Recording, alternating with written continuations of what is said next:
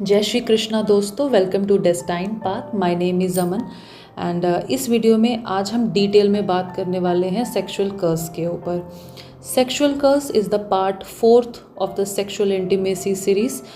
इस सीरीज़ में ऑलरेडी मैं 3 वीडियो बना के अपलोड कर चुकी हूँ, जिसमें डिटेल में हमने बात की है कि सेक्सुअल इंटीमेसी क्या है और ये कैसे आपको फिज़िकली अफेक्ट करती है, कैसे मेंटली आपको अफेक्ट करती है और इसका आपके स्पिरिचुअल सेल्फ पे, स्पिरिचुअल जर्नी पे और आपकी हीलिंग पे क्या रोल है, क्या इफ़ेक्ट है और आप कैसे इसको डील कर सकते हो। राइट अगर आप डायरेक्ट पार्ट 4th पर आए हो तो मैं सजेस्ट करूँगी पहले पार्ट 1, 2, 3 आप ध्यान से सुन लीजिए, समझ लीजिए, ताकि एक कनेक्शन आप पार्ट 4th वीडियो के साथ बना पाएँ। तीनों वीडियोज़ के लिंक डिस्क्रिप्शन बॉक्स में गिवन है।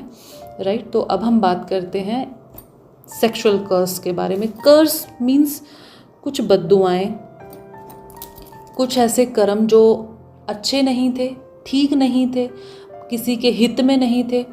उन कर्मों की वजह से कोई ऐसा आपने नोइंगली, अननोइंगली, जानबूझकर या अनजाने में पास्ट किसी लाइफ में आपसे कोई ऐसा कर्म हुआ जो इस लाइफ में आपने एक सेक्सुअल कर्स को मैनिफेस्ट किया। राइट क्योंकि ये हमेशा प्रारब्ध कर्मा ही होते हैं। जब आप अपनी अवेकनिंग में होते हैं तो आपका पिछला हर कर्म उठ के इस लाइफ में आएगा ताकि आप उसको रिलीज़ कर पाओ।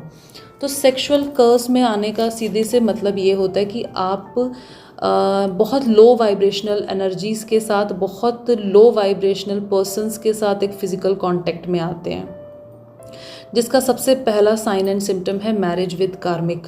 कि आप बचपन से कितने ही धार्मिक हो, कितने ब्यूटीफुल, स्मार्ट, इंटेलिजेंट हो, आपके पेरेंट्स ने आपका रिश्ता कितना ही अच्छा देखने की कोशिश की हो, या आपने लव मैरिज कितना ही अच्छा सोच के की हो, लेकिन वो पर्सन आपको पता चलता है कुछ समय बाद कि वो आपका कार्मिक है। यस, कार्मिक के साथ लव मैरिज भी होती है, क्योंकि कार्मिक पहले ही दिन कार्मिक नहीं होता। ये बहुत पलकों पे बिठा के रखते हैं जब शुरू में मिलते हैं, लेकिन जब ये लाइफ में एंट्री मार लेते हैं, जब इनका एक हक बन जाता है या जब आप इनको एक्सेप्ट कर लेते हो, उसके बाद धीरे धीरे जब इनकी एनर्जीज कन्वर्ट होना शुरू होती है, फिर आपको एक कार्मिक वाली फीलिंग्स और एक्सपीरियंसेस ये देना शुरू होते हैं।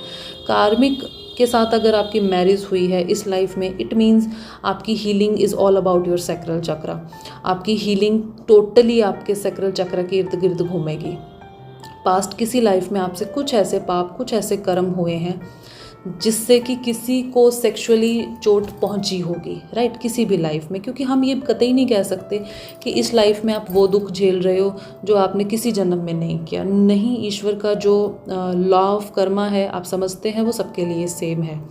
तो इस जन्म में अगर आपकी मैरिज कार्मिक के साथ हुई है तो सीधे से आपको एक इंटीमेसी है कार्मिक के साथ, तो वो आपको बहुत ज़्यादा लो वाइब्रेशंस में लेके जाएगा, बहुत ज़्यादा लो फील होगा।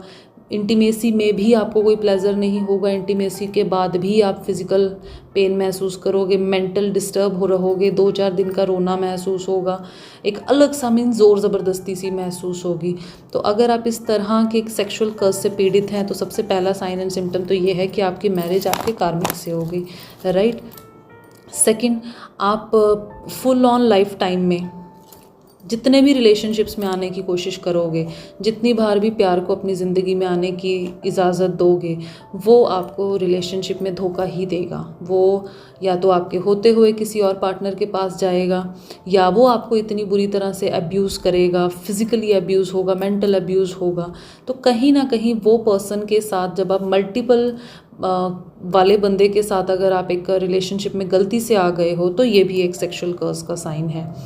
एंड इसमें एक लूप होती है कि आप एक पर्सन पे आपने विश्वास किया, उसने बहुत अच्छा व्यवहार किया, फिर वो थोड़े समय बाद कार्मिक की तरह व्यवहार करने लगा। जब आपने उसके साथ एक रिलेशनशिप बना लिया, फिर वो नेक्स्ट में मूव हो गया और आपको आपकी ज़िंदगी में फिर जो है आगे बढ़ना पड़ा। फिर आप किसी पे आपने भरोसा किया, फिर किसी पे किया, लेकिन वो साइकिल वो सेम चलती रहेगी। क्यों? क्योंकि आप सेक्सुअल जो कर्स है उसको आप एक्सपीरियंस कर रहे हो, इसलिए आपको हर रिलेशन में कितना ही अच्छा हो, आपको चाहे वो लोग खुद आपकी लाइफ में हाथ जोड़ कर आएँ, लेकिन वो जाते जाते आपको बहुत गहरी चोट दे के जाएंगे। ये सेकंड साइन है। तीसरा साइन है कि आपको चोट देने के लिए कोई तीसरा नहीं आएगा, आपका अपना डीएम या आपका डीएफ ही आपको जो है फिज़िकली डिस्ट्रॉय करते हैं। वो कैसे? इस समय में इस डिस्ट्रक्शन के समय में, ऐसे हरकतों और कर्मों के समय में वो डिवाइन मस्कुलिन या डिवाइन फेमिनिन नहीं होते, वो सिर्फ अनअवेकन मस्कुलिन एंड फेमिनिन होते हैं। इसमें क्या होता है कि आपका पार्टनर ऑलरेडी कहीं मैरिड होगा, राइट, जो कि हो सकता है आपको ये कहानी सुनाता हो कि उसका और उसके वाइफ का या हस्बैंड का बेडरूम अलग है, कोई रिलेशनशिप नहीं है, वो सिर्फ आपसे प्यार करता है, फिर वो आपके पास आएगा, आपके साथ फिजिकल होगा और फिर वो आगे चला जाएगा, फिर आपको 8-10 दिन बाद फिर आएगा।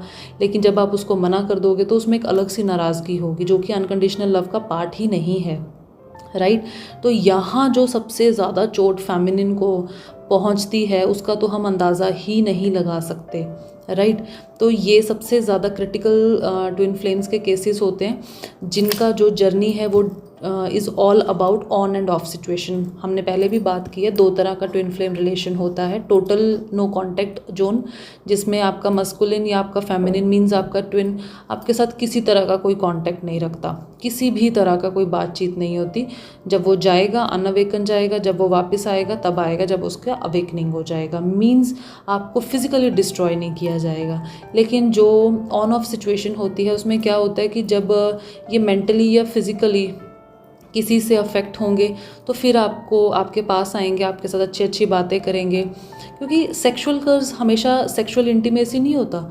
आपको आपके अंदर प्यार जगाना, आपके अंदर ये होप जगाना कि अब सब ठीक है, और जब वो होप जाग जाए फिर आपको छोड़कर चले जाना, ये भी सेक्सुअल कर्ज का पार्ट है। तो अगर आप इस ऑन एंड ऑफ सिचुएशन को झेल रहे हैं जहां आपका मस्कुलिन आपको फिज़िकल होने के लिए बहुत ज़्यादा जो है रिक्वेस्ट करता है या फोर्स करता है, तो यहाँ आपको अवेयर होने की ज़रूरत है कि आप किसी ऐसी लूप में नहीं आओ जहाँ आपका डीएनए और ज़्यादा डिस्ट्रॉय हो जाए। एंड यहाँ पे मैं एक डिस्क्लेमर ये देना चाहूँगी कि अगर आपका पार्टनर, राइट, आपका ट्विन फ्लेम मैरिड है, राइट, किसी और के साथ, पहले तो ये कहानी पे विश्वास करना मतलब इज़ नॉट करेक्ट कि वो मैरिड है और वो अपने हस्बैंड वाइफ के साथ किसी रिलेशनशिप में नहीं है। तो मेरा यहाँ पे ये मानना है कि अगर आप किसी रिलेशनशिप में ही नहीं हैं तो आपको डाइवोर्स ले लेना चाहिए या आपको सेपरेट हो जाना चाहिए। या अगर आप रिलेशनशिप में हैं तो एक अनकंडीशनल लव आप अपनी ट्विन के लिए फील करें, लेकिन उसको फिजिकल डिस्ट्रॉय करने का मत सोचिए। आप अपने घर परिवार में आप अपने बीवी बच्चों को संभालना सीखिए। तो ये 2 चीज़ें एक जो है हम अच्छे इंसान से एक्सपेक्ट कर सकते हैं, या तो वो आपको डिस्ट्रॉय नहीं करेगा या वो आपको पूरी तरह से एक्सेप्ट करेगा। लेकिन अगर वो अपने मैरिड रिलेशनशिप में है, फिर अगर आप उसके साथ फिज़िकल इंटीमेसी में आ रहे हो, इमोशनल ब्लैकमेल हो रहे हो, तो यहाँ पे आपके लिए बड़ा गंदा एक डीएनए इशू क्रिएट होगा, क्योंकि वो पर्सन कैसे पर्सन के साथ डील कर रहा है हमें नहीं पता। आगे से वो पर्सन किसी और पर्सन के साथ कर रहा होगा तो हमें वो भी नहीं पता।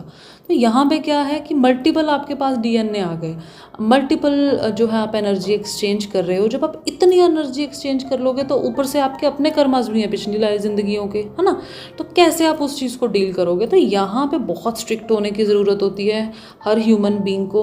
आपको बहुत चूज़ी होने की ज़रूरत है कि रीयूनियन हो ना हो, सेपरेशन हो ना हो, सामने वाला आपका डीएम है या वो एक सोलमेट है।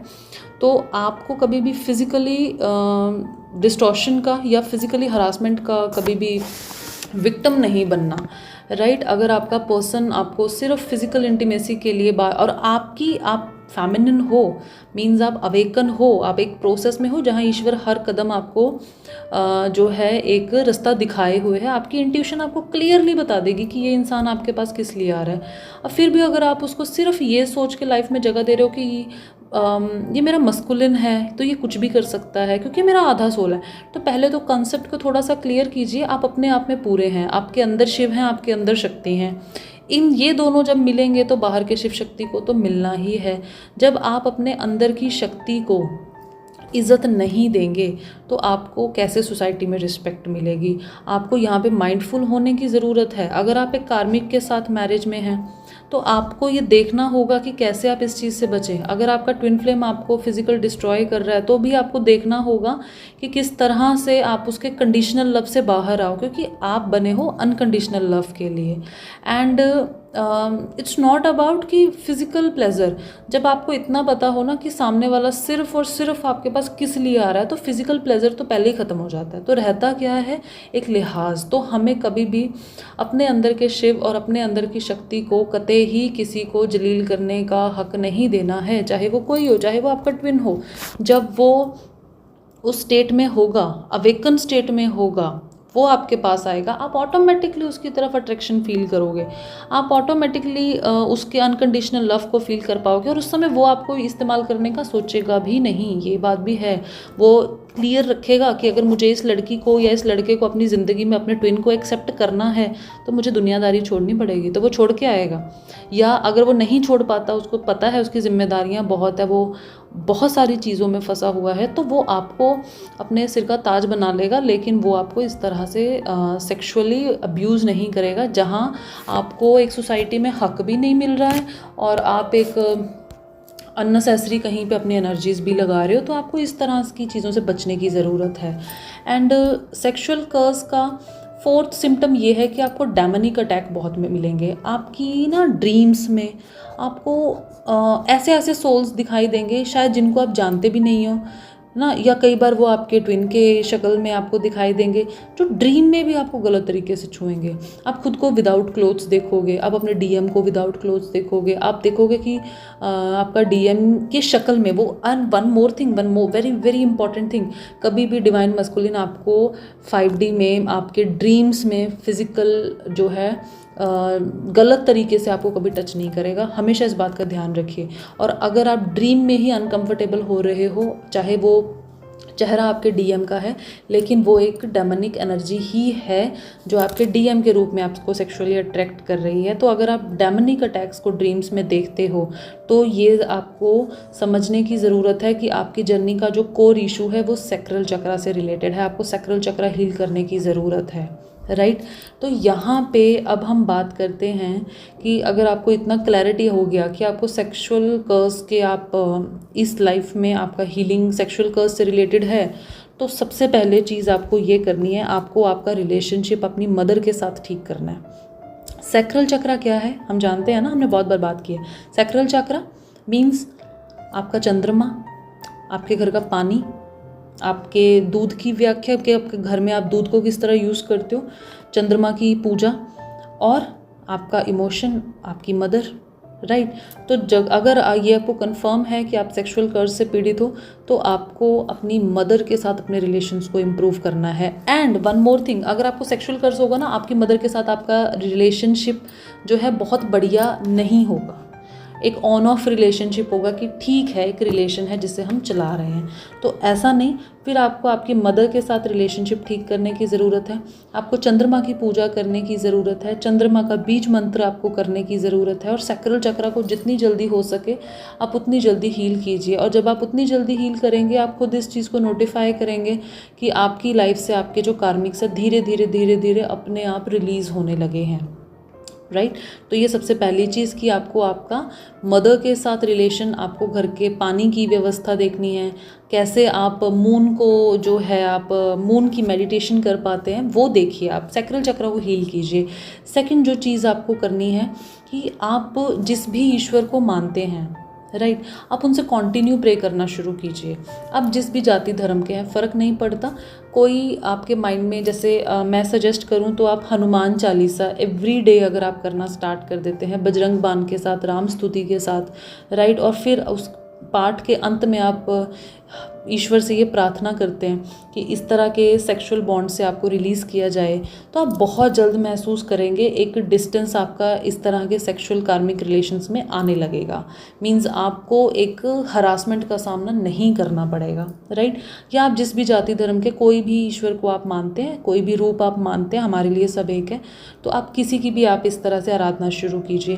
थर्ड चीज़ जो आपको करनी है वो ये करनी है कि आपको ईच जो है सैटरडे अपने ऊपर से आप 2 लौंग वारिए और उसको कैम्फर के ऊपर, कपूर के ऊपर रख के उसको बर्न कर दीजिए इस इंटेंशंस के साथ कि कोई भी नेगेटिव एनर्जी, कोई भी डेमनिक अटैक मुझे ड्रीम्स में या रियलिटी में नहीं हो। तो इस तरह कुछ चीज़ें हैं आप अपनी लाइफ में जो कर सकते हैं। लेकिन सबसे जो बड़ी चीज़ है जो आपको सेक्सुअल कर्स से बचाती है वो है आपका बिहेवियर। आप कितने बोल्ड हो, कितना आप ईश्वर में सरेंडर करके रखते हो। अगर आप अपने डीएम को फॉर एग्जांपल, क्योंकि कार्मिक को मना करना बड़ा आसान है, फ़र्क नहीं पड़ता सामने वाले के इमोशंस का, लेकिन अगर आपका डीएम आपको पता है कि आपको फिजिकली डिस्ट्रॉय कर रहा है, यहाँ आपको मेंटली स्ट्रांग होने की ज़रूरत है। अगर आप सेपरेशन से डरते हुए उसकी अननेसेसरी या गलत इस समय, क्योंकि वो डिस्टॉर्टेड है इस समय, है ना, और आप उस चीज़ को एक्सेप्ट करते जा रहे हो, तो कहीं ना कहीं ये आपकी एनर्जीज़ को भी बहुत लो कर देगा। तो आपको यहाँ पे एक वॉल, एक बैरियर बनाने की बहुत ज़्यादा ज़रूरत है।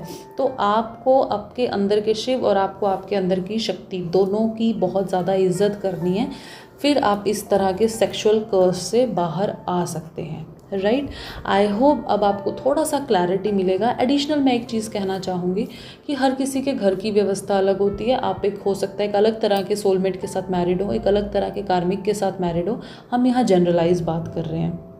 तो जैसी आपकी सिचुएशन है, राइट, आप थोड़ा सा बोल्ड होके ईश्वर को सरेंडर करके फिर मेडिटेशन में इसके आंसर सीख कर सकते हैं। आप ईश्वर से प्रार्थना कर सकते हैं, 110% आप इस चीज़ से बाहर आएंगे। एंड एडिशनली आप इसमें कोड कटिंग जो है वो कर सकते हैं। कोड कटिंग का सेशन आप ले सकते हैं, राइट, जिसमें हम आपके इस और पास्ट लाइफ के सेक्सुअल जो है इश्यूज़ को हील करते हैं, कोड को कट करते हैं और इजीली आप एक सोल मर्ज को एक्सपीरियंस कर पाते हो। बिकॉज मेरा जो एक्सपीरियंस रहा है कोड कटिंग का, कि मैंने जब भी जिसकी कोड कटिंग की है तो वो कुछ समय में सोल मर्ज को एक्सपीरियंस करते हैं। राइट, वो इसलिए करते हैं क्योंकि जब उनका कोड हर उस इंसान से कट हो जाएगा, हर उस एनर्जी से कट हो जाएगा जो कि पता नहीं किस जन्म से घिसी आ रही है उसके साथ, कोई उसका मतलब नहीं है। राइट, ऐसी कोड्स को जब कट किया जाता है तो आपका एक अनकंडीशनल कांटेक्ट आपके पर्सन पे साथ ही बना रहता है और उन पे भी इस कोड कटिंग का इफेक्ट होता है। एंड जब आप इस चीज़ को धीरे धीरे सीख लेते हैं तो फिर आप इस चीज़ से कभी पीड़ित होंगे ही नहीं। लेकिन जो मेन रोल है वो है आपके मेंटल स्ट्रेंथ का, कि आप दिमाग से आप डिसीजंस में कितने ज़्यादा स्ट्रॉन्ग हैं। तो हमेशा खुद को कम नहीं समझना, आप खुद को हमेशा एक स्ट्रेंथ में लेकर चलिए, एक डिवाइन फेमिनिन, डिवाइन मस्कुलिन के रूप में चलिए।